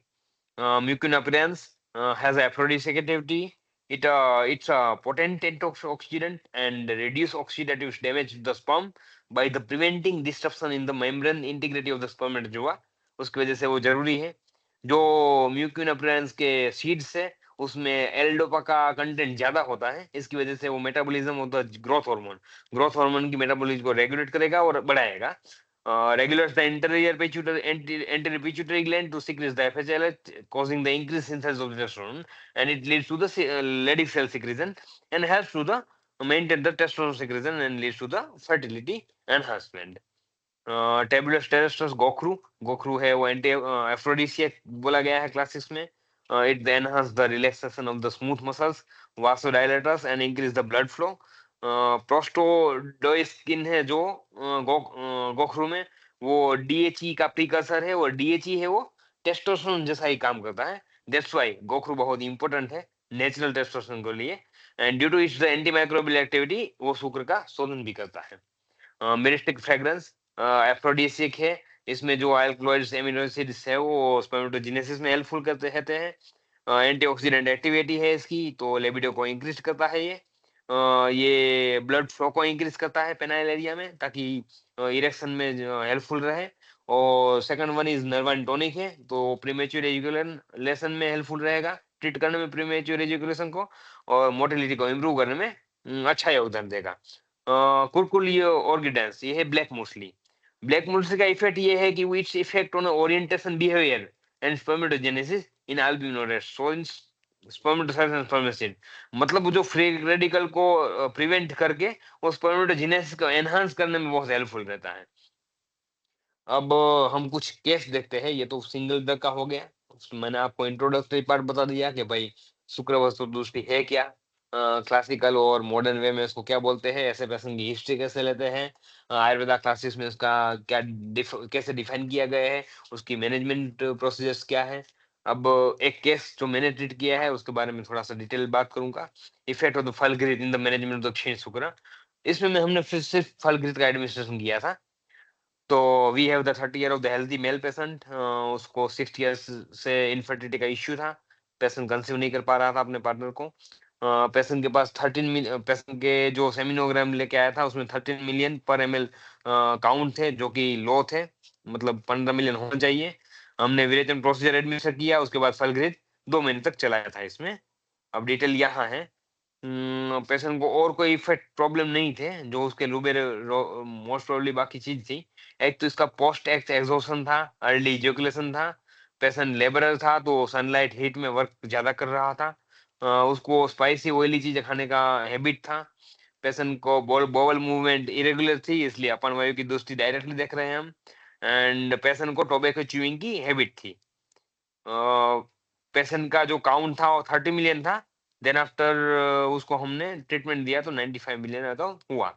ये इस वजह से हमने विरेचन एडमिनिस्टर किया था, स्नेहपान शुद्ध घी से करवाया, उसके बाद अभ्यंग स्वेदन बला ऑयल से, मतलब 5 डेज दीपन पाचन करवाया, दीपन पाचन के बाद स्नेहपान 5 डेज करवाया as per the cost of patient. 3 to 5 days 7 days होता है, लेकिन 5 डेज में स्नेहपान हो गया था। देन 3 दिन का अभ्यंग के बाद हरितक्यादि योग से हमने विरेचन करवाया। हरितक्यादि का योग इसलिए हमने किया क्योंकि रसायन चैप्टर में जो शोधन की जो योग दिया गया है वो एक्चुअली हरितक्यादि योग दिया गया है जो कि उसका काफी अच्छा रिजल्ट है, तो इसलिए हमने हरितक्यादि योग से शोधन करवाया और फिर संशोधन क्रम एडमिनिस्टर किया। ट्रीटमेंट पर्पज में विरेचन के बाद हमने 2 मंथ तक फलकृत दिया पेशेंट को, और फलकृत के बाद पेशेंट का जो काउंट है वो 95 मिलियन तक बढ़ा। पेशेंट had attend the मध्यम सुधी 16 गए थे उसके। रिजल्ट में ये है, पहले 30 मिलियन था, फिर 82 मिलियन हुआ, उसके बाद 95 मिलियन हुआ। पहले पस सेल प्रेजेंट थे, उसके बाद पस सेल भी डिक्रीज हो गए, मतलब विरेचन से काफी डिटॉक्सिफिकेशन हो गया पेशेंट का। उसके बाद फलग्रित एडमिशन हुआ। ये पेशेंट का रिपोर्ट है, first 13 million, then 82 million, then 95 million.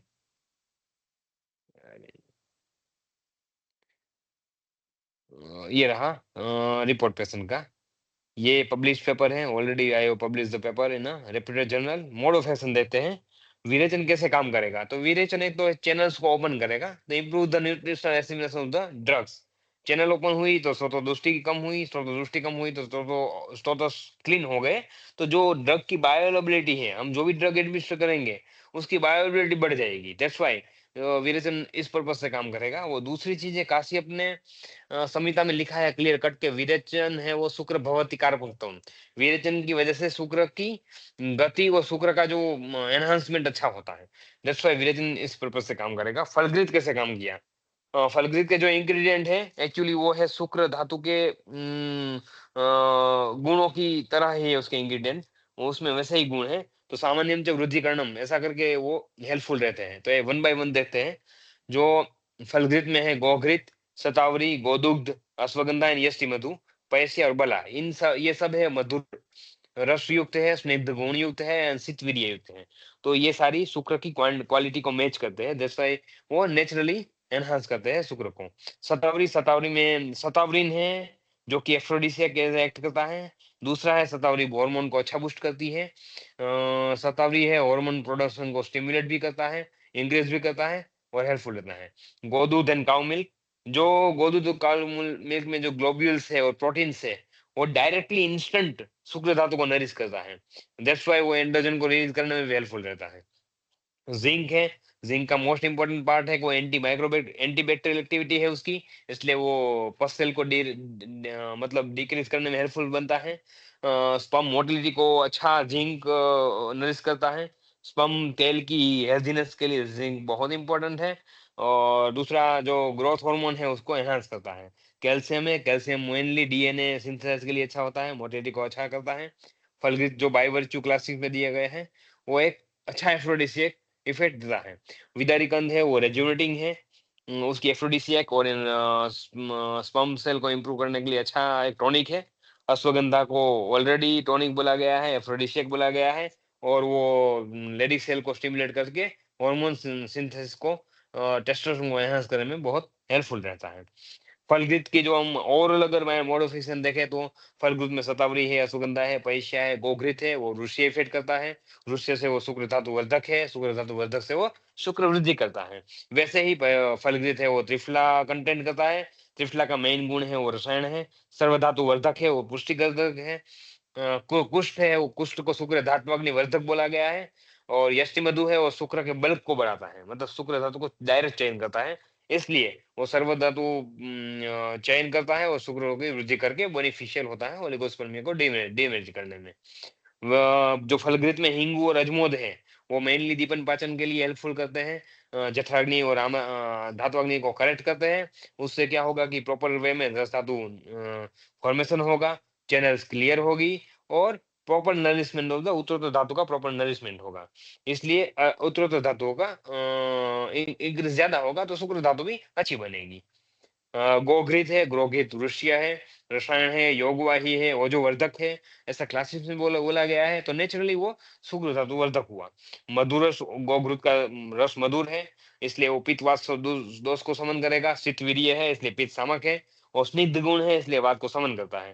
तो अल्टीमेटली वात और पित्त का समन होगा, तो उसकी वजह से शुक्र के जो दोष है वो दूर हो गए और शुक्रगत पित्त सामक प्रॉपर्टी होगी तो शुक्र धातु वर्धक होगा। गोघृत में mainly vitamin A D E के पाए जाते हैं। तो विटामिन ई तो एंटी स्टेरिलिटी विटामिन है ही, और ए ई है वो दोनों एंटी ऑक्सीडेंट विटामिन भी है। तो वो ऑक्सीडेटिव स्ट्रेस को रिड्यूस करके स्पर्मेटोजेनेसिस को एनहांस करने में हेल्पफुल रहेगा, दैट्स व्हाई तुमको अच्छा करेगा। नेक्स्ट दूसरा एक केस लेंगे, वो है case study of the oligos azoospermia. Patient हमारे पास आया था, 8 साल की इनफर्टिलिटी थी, 7 साल से पेशेंट को कंसीव नहीं करवा पाया था पार्टनर को। पेशेंट को स्मोकिंग की हैबिट थी, मेनली वो एक्सेसिव सोल्ट डाइट में यूज कर रहे थे, बाहर का तला भुना ज्यादा खाते थे। और पेशेंट है वो आईटी ऑफिस में काम कर रहे थे, उसकी शिफ्टिंग ड्यूटी थी, तो उसका मतलब जो डे नाइट का सिस्टम थोड़ा बिगड़ा हुआ था, तो ऑलरेडी वो स्लीप को भी डिस्टर्ब कर रहा होगा। और अपान वायु की दोस्ती मेनली प्रेजेंट थी। ये है पेस्ट की समरी। पेशेंट को वेरिकोसिल ग्रेड 1 था, वो अल्ट्रासाउंड से रिवील हुआ था। हमने पेशेंट का विलेज प्रॉपर शोधन करवाया और प्रोटोन शोधन के बाद उसको ब्रस्टी थेरापी करवाई थी, उसके बाद 68 मिलियन उस काउंट हुए थे। तो ये है पेशेंट की डिटेल हिस्ट्री, ये केस समरी है, डिटेल हम बताएंगे। पेशेंट को 2012 में मैरिड था, उसका 19 में हमारे पास आया था। वो आया तो उसके हमने टेस्ट करवाए, इनफर्टिलिटी था तो वन टाइम आया स्पर्म जो सीमेनोग्राम वो 0 काउंट आया, लेकिन एजोस्पर्मिया है तो हमको 3 बार सीमेनोग्राम करवाना पड़ता है, वो तीनों बार 0 आता है तभी हम उसको कंफर्म करते हैं। पेशेंट कंफर्म हुआ एजोस्पर्मिया से, हमने दीपन पंचन चालू किया। पेशेंट का दीपन पाचन अग्नितुंडी वटी से किया। अग्नितुंडी वटी है वो दीपन पाचन में भी हेल्प करती है, वो स्पर्म के पैरामीटर्स को बढ़ाने में भी हेल्प करती है, क्योंकि उसमें एक कुपिलू है स्ट्रिक्टनेस नसोमी का, कुपिली है वो स्पर्म की मोटिलिटी को बढ़ाने में काफी हेल्पफुल रहता है। दैट्स व्हाई हमने दीपन पाचन में अग्नितुंडी का यूज किया। उसके बाद फल घृत एडमिनिस्टर किया एंड पंचतीर्थ घृत किया, क्योंकि इसके पेशेंट के पस सेल भी बड़े हुए थे, तो शोधन के पर्पज से दोनों घृत यूज किए हमने, फल घृत एवं पंचतीर्थ घृत। दीपन पाचन हुआ, फिर इसको हमने अभ्यंग सदन 3 दिन करवाया। उसके बाद विरेचन योग दिया। जो ये विरेचन योग मैंने लिखा है, तिफला, क्वाथ, मुनक्का, तीव्रत और दंत, ये जो है कुष्ठ चैप्टर में तीक्ष्ण विरेचन दिया गया है। जब एजोस्पर्मिया की कंडीशन थी तो मुझे लगा कि स्रोतोरोध ज्यादा है, स्रोतोदुष्टि ज्यादा है, तो इसको क्लीन करने के लिए तीक्ष्ण विरेचन हमने एडमिनिस्टर करवाया। देन आफ्टर प्रॉपर विरेचन हो गया, क्लासिकल शोधन हो गया, उसके बाद 15 दिन का परिहार काल देके हमने तृतीय बलादियापन बस्ती करवाई पेशेंट की 21 दिन तक। 21 दिन बस्ती होने के बाद फिर हमने ये जो नीचे दी गई औषधियां है, अश्वगंधा चूर्ण, बला चूर्ण, आमलकी चूर्ण, यष्टि मधु चूर्ण, ये सारे पाउडर को मिक्स करके सुबह शाम morning and evening upon empty stomach दिया। एम्प्टी स्टमक देने का रीजन ये था कि जो सारंगधर ने अपान वायु दृष्टि के लिए जो काल दिया गया है उस औषध का, वो मतलब एम्प्टी स्टमक बोला गया है, इसलिए अपन मतलब बिफोर फूड दिया। और देन आफ्टर चंद्र प्रभावटी यूज की हमने साथ साथ में, ये सारा 2-3 महीने तक चलाया हमने। इसके बाद हमने पेशेंट को रिपोर्ट करने के लिए बोला, वो 68 मिलियन पर काउंट आया। ये है थोड़ा सा ट्रीटमेंट प्लान। विरेचन कर्म दिया, तृतीय बला दिया, अपना बस्ती दी, देन ड्रग एडमिनिस्टर किया 2 मंथ तक। ये है result. Before the treatment there is a nil 0 sperm count and 8 to 10 HPF pus cell था। फिर शोधन के बाद भी 0 ही रहा, लेकिन पस सेल डिक्रीज हुए। देन तृतीय बला दिया अपना बस्ती कम और थेरापी कंप्लीट होने के बाद 68 मिलियन हुए और पस सेल भी नॉर्मलाइज हो गए हैं। ये रहा इसका सीमेनोग्राम पेशेंट का, इस दोनों में 0-0 है, लास्ट में 68 मिलियन हुए। Mode of action यापना Basti specially indicated in शुक्र दोष एंड क्लेबिया। सीधी स्थान में उसका मेन जो दिया गया है वो इंडिकेशन शुक्र दोष में देते हैं। बस्ती थेरापी स्पेशली फॉर द वात विकारास। बस्ती इज एक्सपेलिंग द विट श्लेष्म पित्त अनिल मूत्र, ये 5 चीजों का शोधन करता है। That's why Basti is very useful in अपन वाय सोतो। अतः चरक ने स्पेशली मेंशन किया है बस्ती कर्म को शुक्र दोषों के लिए। दैट्स व्हाई हमने बस्ती को प्रायोरिटी पे एडमिनिस्टर किया। और यातना बस्ती ऑलरेडी ब्रोहण और रसायन इफेक्ट करती है, वो क्लासेस में सीधी स्थान में लिखा है। दैट्स व्हाई हमने तृतीय बला यातना बस्ती को चूज किया। देन है अश्वगंधा का मोड ऑफ एक्शन। अश्वगंधा है वो जो टेस्टोस्टेरोन का लेवल, एफएसएल का लेवल बढ़ाता है। ऑलरेडी वो बलीय वृष्टि रसायन इफेक्ट करता है, जैसे हेल्पफुल है। Chandraprabha actually anti inflammatory effect है मेनली इसकी, बट जो उसके कंटेंट है सारे वो मधुर रस युक्त, स्निग्ध गुण युक्त, सिद्धवीर्य युक्त, रसायन वृष्टि एंड वातपित्त सामक प्रॉपर्टी वाले हैं। दैट्स व्हाई चंद्रप्रभावटी डायरेक्टली मूत्रवह स्रोत दृष्टि में यूज करते हैं। इन केस ऑफ द क्षीण शुक्र वातपित्त हर कर्म हमको करना है, इसलिए हमको वातपित्त हर कर्म के लिए चंद्रप्रभा बहुत यूजफुल रही। It is also known as मतलब मूत्रवाहित दृष्टि के रसायन मूत्रवाहित दृष्टि के रसायन चंद्रप्रभा को लिया गया है। एंड स्टडी में एक रील हुआ है कि चंद्रप्रभावटी है वो स्पर्मेटोपोएटिक एजेंट है, मतलब जैसा स्पर्म काम करता है वैसा ही चंद्रप्रभावटी का इफेक्ट है, इसलिए वो स्पर्मेटोजेनेसिस को हेम्पर करने में हेल्पफुल रहता है। चंद्रप्रभावटी potent antimicrobial, it leads to the act as a spermatopoietic agent. उसके जो रसगुणीय विपाक है वो एक्चुअली शुक्र धातु के समान है, तो सामान्य वृद्धिकरणम ऑलरेडी इट इज वातपित्त सामक, सो वातपित्त समन होगा तो मूत्र से क्लीन होगी और ओलिगोस्टर में हेल्पफुल रहेगा। फलगृत के मोड ऑफ एक्शन ऑलरेडी हमने देख ली है, बट क्लासिक्स में भी उसको आयुष्यम, पौष्टिकर एंड पुंसवन कर्म बोला गया है फलगृत के लिए, तो इसलिए फलगृत को हमने चूज किया था। जो गोदूग्ध है वो ऑलरेडी एंड्रोजन करता है, पहले बात हो गई। ये पब्लिश आर्टिकल है मेरा इस पे ही, जो मैंने बात करी है अभी इस पे ही, मैनेजमेंट दक्षिण सुपर में ऑलरेडी मैंने आर्टिकल इस पे पब्लिश किया है और मेरा ही वर्क है, तो ये एक अच्छा केस था। तो काफी और भी केसेस है, but the shortage of time मैं एक लास्ट और केस लूंगा। हम एपिडेमिक सिस्ट का केस लेंगे।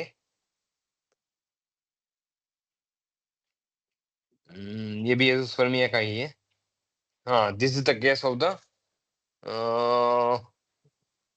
एपिडाइडेमिक cyst.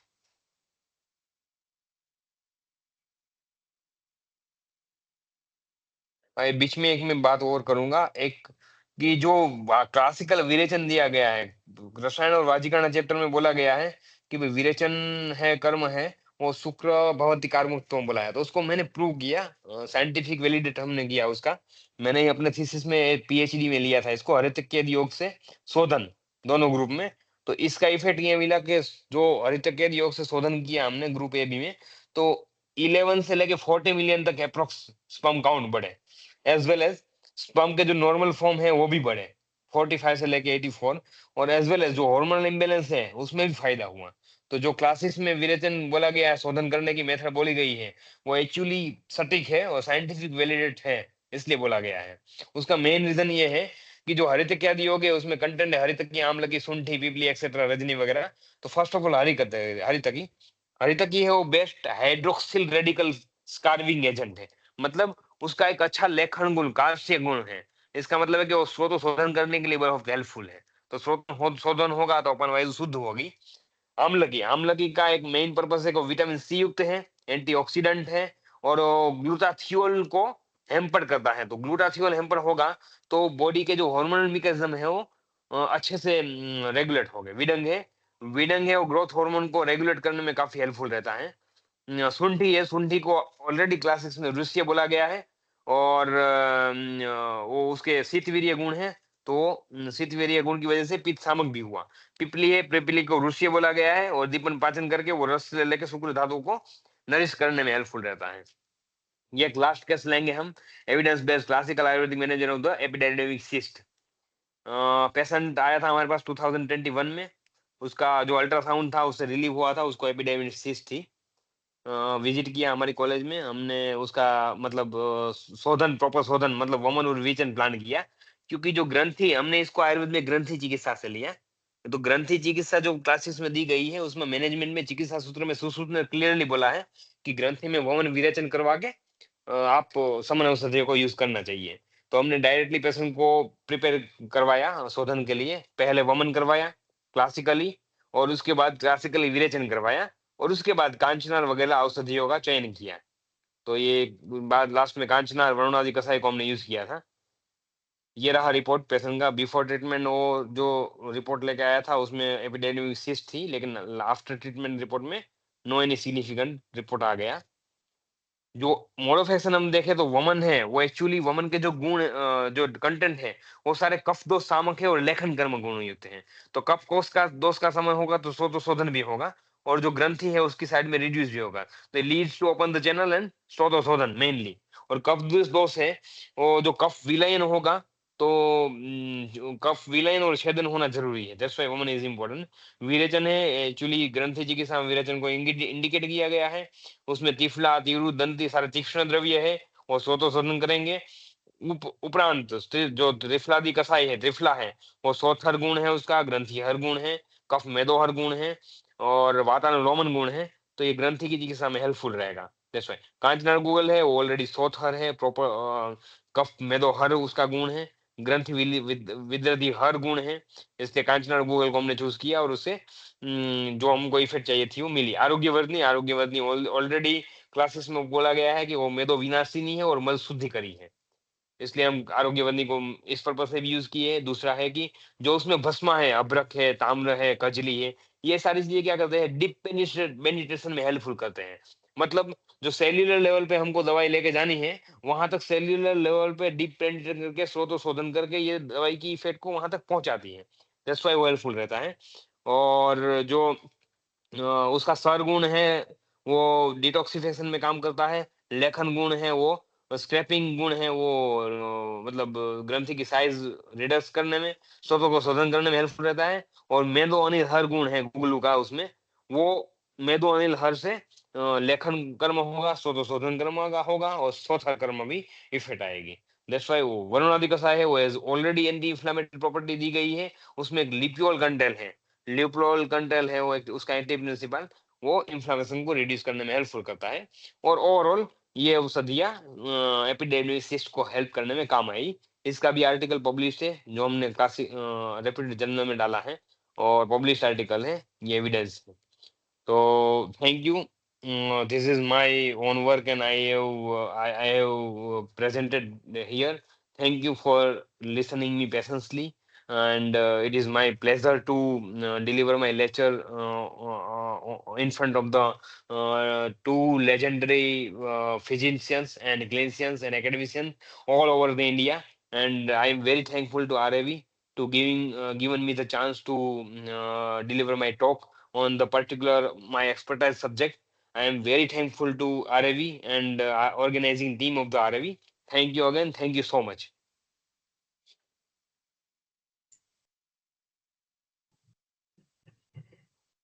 Thank you so much sir. अगर सेशन के रिगार्डिंग किसी को भी कोई डाउट है तो प्लीज पूछ सकते हैं। Please thank you. नमस्कार सर, मैं डॉक्टर एस पांडे उज्जैन से बोल रहा हूँ। ये वेरिकोसिल जी में सर, अपन जलोकाचरण कर सकते हैं क्या सर? सर वेरिकोसिल में एक्चुअली जलोकाचरण नहीं करना चाहिए, क्योंकि जो जी जलोकाचरण का इंडिकेशन दे है वहां पे बंगसन संहिता में एक इंडिकेशन है सर कि वृषण जी और स्तन ये दो जगह पे जलोका को एडमिनिस्टर नहीं करना चाहिए। अच्छा।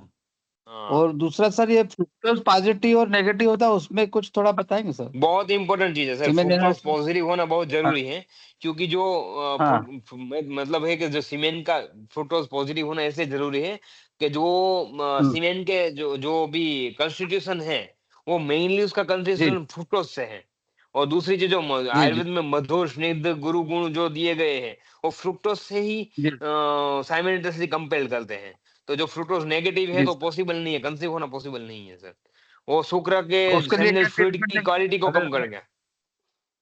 उसके लिए अगर सर नेगेटिव है अश्वगंधा मान लो पेशेंट का। हाँ हाँ मैं बताता हूँ सर, अश्वगंधा, जी, शतावरी, हम्म लघुमालिनी, वसंत रस, फिर हम्म ये मूसली, विदारी कंद, घृत, घृत में अपत्य घृत है, कामदेव घृत है, ये सारे घृत अच्छा इफेक्ट करते हैं उसपे, लेकिन उससे अच्छा, पहले उसमें शोधन वमन करना चाहिए। विरेचन पे काम करेगा? करना वमन पड़ेगा ना? से ज्यादा विरेचन बहुत, मैंने बोला ना सर, उससे पहले शोधन करना जरूरी है, क्लासिकली शोधन करना शोधन पहले जरूरी कर। है। Yes yes. ठीक है, तो रिजल्ट मिलेंगे सर उसमें? जी बिल्कुल सर, रिजल्ट मिलते हैं। ठीक है, thank you sir, thank you. आपने बहुत जी अच्छा आज दिया सर, बहुत अच्छी बात। Thank you sir. Thank you so much sir, thank you so much. Hello. मैं आर्यवी गुरु बोल रहा हूँ। ये आप तो जो शोधन बोल रहे हैं वो ठीक है, मगर ये आप संसर्जन क्रम वमन के बाद, विरेचन के बाद, औषधि के बाद, ये सभी संसर्जन क्रम आप फॉलो किया है? यस सर, डेफिनेटली हमने संशोधन क्रम फॉलो किए हैं, बट हमने क्लासिकली संशोधन क्रम फॉलो किए हैं, जो पेया विलेपिम यूसम यूसम जो है ना अपना, हाँ, वो संशोधन क्रम क्योंकि फॉलो किए हैं सर हम। ये सभी एक केस में पंचकर्म करने के बाद मतलब हर एक कर्म के बाद आपको संसर्जन क्रम ये सभी पूरा पंचकर्म करने के लिए तो बहुत टाइम लगेगा। बिल्कुल सर, डेफिनेटली साइंस चाहिए ही ना, प्रॉपर अगर शोधन करना है तो जो क्लासिकल में मेंशन है वैसे ही करना पड़ेगा। I am to blindly follow the classics. अगर 16 हाँ, वेग आए वेरी हैं तो मैं गुड। 5 दिन संशोधन करवाऊंगा डेफिनेटली। अगर 16 20 से ज्यादा आए हैं वेग तो 7 डेज संशोधन कंपलसरी है। और हाँ, उसके मैं बाद वही 15 दिन का मतलब। परिहार काल भी दिया है, जो क्लासिक्स में परिहार काल दिए है वो भी हमने फॉलो किए सर, क्योंकि धातुओं हाँ, को वही। अपने नॉर्मल स्टेट में आने के लिए बहुत जरूरी है। फूल निकलने शुरू हो गया है। हाँ, वही मुझे कंफर्म करना चाहिए, मतलब आप डेफिनेटली सर, संसर्जन क्रम फॉलो बराबर किया है, follow किए। Sir, okay. बिल्कुल सर। जी सर। डॉक्टर सर साहब जैसे ये फूल वमन चंदन कराया का उपयोग करते हैं। और जी वमन सर, जी वमन के बाद में फिर परिहार काल 15 दिन के बाद में फिर विरेचन कर्म करवाए सर, कि डायरेक्ट 9वें 11वें 15वें नहीं दिन सर, नहीं विरेचन हो नहीं जाता है सर, सब? वमन के बाद ही परिहार काल के बाद विरेचन करवाया हमने, पूरा धातुओं को अपने मतलब नॉर्मल 15 दिन स्टेट में लाने परिहार। के लिए। अच्छा, जी सर।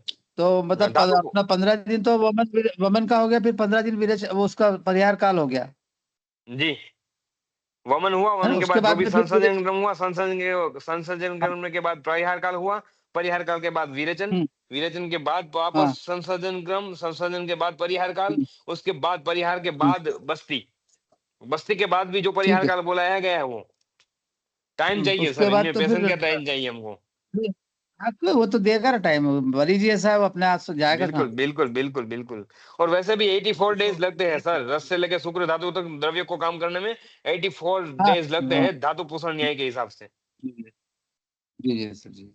जी सर जी। जी धन्यवाद सर। सर त्रिपाठी सर कुछ बोलना चाह रहे हैं कब से सर, प्लीज सर आप बोलिए सर।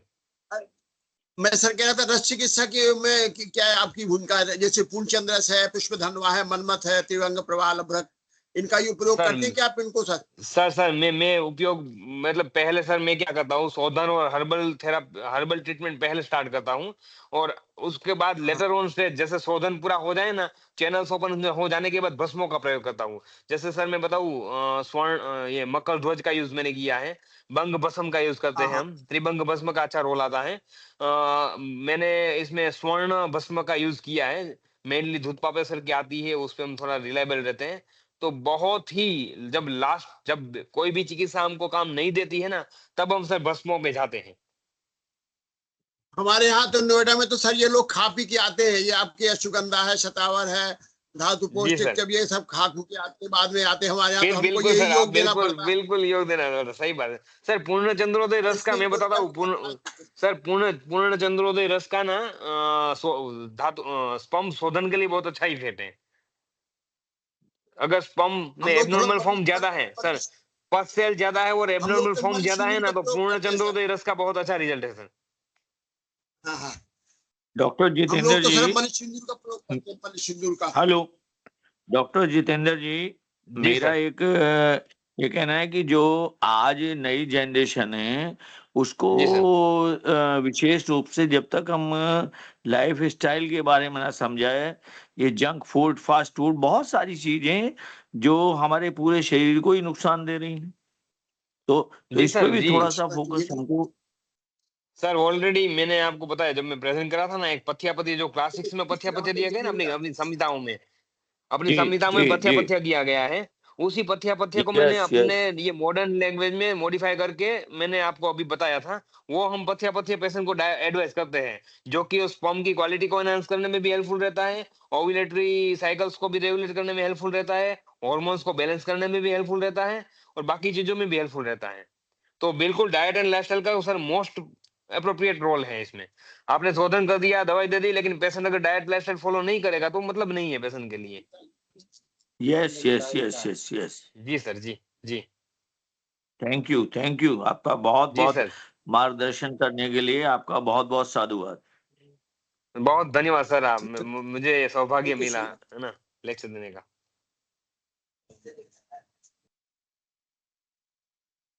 एज कितनी है आपकी?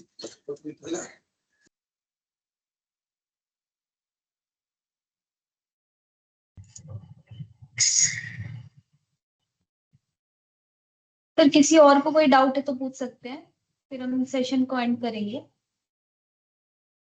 जी प्लीज।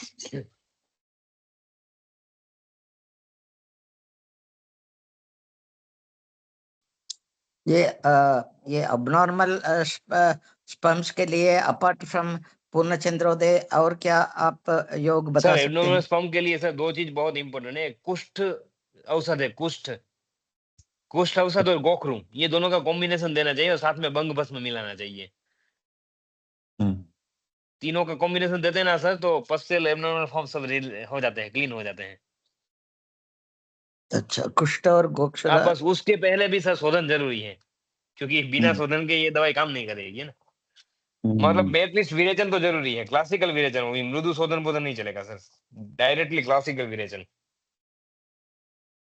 मतलब हेलो सर। वो बाकी छोड़ के केवल विरेचन करेंगे तो चलेगा? हाँ विरेचन चलेगा सर, ओके, मतलब प्रॉपर वमन थैंक विरेचन दोनों ना अगर पेशेंट रेडी हो करने के लिए, तो विरेचन तो कंपलसरी है, विरेचन तो करना ही चाहिए। जैसे कि अभी अभी का सीजन है, तो विरेचन करने के लिए बेस्ट सीजन है, तो अभी टेक टाइम में काफी अच्छे रिजल्ट मिलते हैं सर। अभी रिसेंटली मैंने 4 पेशेंट को अभी कंसीव करवाया, सिर्फ विरेचन के बाद ही कंसीव हो गए। वो 2 2 ढाई साल से परेशान थे, कहीं घूम रहे थे, आए, मैंने प्रॉपर शोधन किया, उसको गाइड किया, विरेचन करवाया क्लासिकली, फलगृह से स्नेहपान करवा दिया, फिर संसर्जन क्रम पूरा वैसे किया, वो जो हरितक्रिया योग से शोधन दे दिया, और उसके बाद नेक्स्ट साइकिल में बोल दिया कि आप ऐसे ऐसे करके कंसीव करने की ट्राई कर लीजिए। पेशेंट दोनों को फोन आ गए, वो बोले सही हो गया, अच्छी बात है। मतलब ये अच्छा, जो क्लासेस में दिया गया है वो बहुत सचोट दिया गया है। क्लासिकल और ब्लाइंडली क्लासेस को हम फॉलो करते हैं ना, बहुत अच्छा रिजल्ट मिलता है सर। विरेचन के लिए कितना वेग अच्छा उत्तम मानते हैं आप? सर सर मैं तो बोलता हूँ 10 से 20 के बीच में मध्यम शुद्धि हो तो अच्छा है, क्योंकि प्रबल शुद्धि में वात प्रकोप हो जाता है पेशेंट का। अब वो डिपेंड है पेशेंट के बल पे सर। तो प्रबल शुद्धि में वात प्रकोप हो जाता है। डिहाइड्रेशन वगैरह कोई कॉम्प्लिकेशन नहीं होते? ना ना ना ना, कोई नहीं, कोई दिक्कत नहीं होती सर, बहुत बढ़िया रिजल्ट मिलता है। मतलब 10 से लेके 20 वेग आए ना तो बेस्ट विरेचन। 10 से तो नहीं, 10 से ज्यादा ही होना चाहिए, बस 20 वेग तक करना चाहिए, उससे ज्यादा नहीं करना चाहिए। बाद में क्या रस क्षय होने लगता है, इसलिए ओके, प्रबल थैंक शुद्धि यू, से वात प्रकोप होता है तो डिफेक्ट होता है। Thank you sir. Thank you. Hello sir. Hello. जी सर, जी जी sir. Sir, premature ejaculation का पेशेंट आता है तो हम्म। हमने शुरुआत कैसी करना चाहिए और क्या क्या चीजों पे गौर करना चाहिए और ट्रीटमेंट पार्ट सर उसका सर कैसा सर रहेगा सर? मोस्ट इम्पोर्टेंट थिंग ये है सर, प्रीमेच्योर इजैकुलेशन में ना पेशेंट के जो मतलब क्या क्या बताऊं कि वो साइकोलॉजिकल थोड़ा सा ना उनका जो होता है ना, उसको काउंसिल करने की नीड है। मतलब उनके जो तुमको क्वेश्चन आंसर करने पड़ते हैं कुछ चीजों के, उनके कुछ मिथ्स होते हैं, कुछ उसमें मिसलीडिंग होते हैं वो लोग कि ये हो गया तो प्रीमेच्योर, ऐसा नहीं तो है। फरमाइए। 2 मिनट्स द नॉर्मल टाइम दिया गया है, तो 2 मिनट्स उसको समझाना पड़ता है। अगर वो हैम्पर्ड हो रहा है तो उसको जैसी उसकी हिस्ट्री है ना, उसके हिसाब से उसको काउंसिल करना पड़ता है। हम्म। हाँ, उसके बरोबर मिथ्स सर। जो है बरोबर, ना उसको मेडिकेशन। डिमेरिट करना है। हाँ मेडिसिन हाँ में सर हाँ। जैसे मेडिसिन में यूज करें तो अग्नितुंडीवती का अच्छा रोल है उसमें, क्योंकि वो नर्व एंड टॉनिक है। काउंसलिंग बहुत जरूरी है, काउंसलिंग आपने बिल्कुल काउंसलिंग सही बहुत कहा, जरूरी है, काउंसलिंग जो है काउंसलिंग इज बहुत जरूरी जरूरी है। है। हाँ, नहीं बाकी सर, तो वो उनका काउंसलिंग से मीट ही कुछ होता है, पेशेंट में फर्क गिर साइकोलॉजिकल जाता इफेक्ट है। होती है। हाँ हाँ सर, बस साथ कुछ में मैं लोगों को बोल तो दो सर। फायदा होता है पर कुछ लोगों को नहीं बिल्कुल होता, तो वो सर, पेशेंट में हम मेडिसिन जैसा क्या दे, ऐसा अग्नितुंडी वटी? अग्नितुंडी वटी दे सकते हैं, उसमें कुपिलू है और नर्व एंड टॉनिक है। दूसरी चीज हाँ। है, उसमें मकर ध्वज का अच्छा रोल है सर, मकर ध्वज कैसे काम अच्छा बनता है। और तीसरी हम्म चीज मैं बताऊं, अगर मतलब नेचुरल हर्बल सोर्सेस में जाना है तो एरंडमुल हम्म क्वाथ देना है सर, क्योंकि एरंडमुल रूसी वात रणाम बोला गया है। तो वात की दृष्टि की वजह से ही शुक्रगत वात बोलते हैं प्रीमेच्योर इजैकुलेशन को। तो एरंडमुल हम्म। क्वाथ से इसका काम हो जाता है। हम्म। ठीक है ना सर, ठीक है ना। Thank you sir, thank you. Thank you, बहुत थैंक यू बहुत सर, धन्यवाद आपका, बहुत बहुत धन्यवाद। Thank you sir.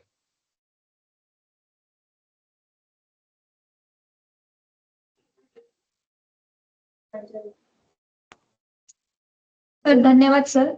आयोजन थैंक यू समिति की ओर से मैं डॉक्टर जितेंद्र कुमार बरसाकिया सर का जो कि विषय वर्गीकरण चिकित्सा पर अपने विचार साझा करने के लिए धन्यवाद व्यक्त करती हूँ। मैं हमारे गुरु देवेंद्र त्रिगुणा जी, अध्यक्ष जीबी आरएवी को निरंतर समर्थन, मार्गदर्शन और आशीर्वाद के लिए धन्यवाद करती हूँ।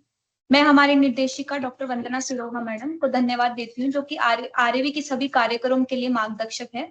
मैं आयुष मंत्रालय भारत सरकार के सचिव राजेश कटोचा जी का हमारे सभी प्रयासों में उनकी भागीदारी और प्रोत्साहन के लिए धन्यवाद करती हूँ। Thank you one and all, thank you so much.